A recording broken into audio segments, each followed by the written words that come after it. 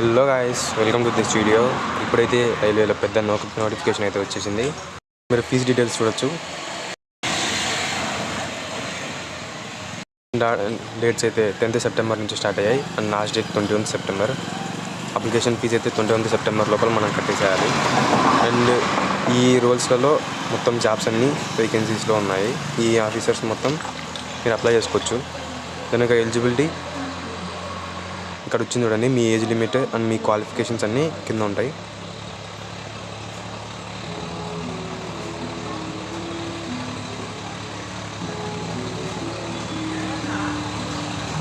ఇక్కడ మీ qualifications and age limits,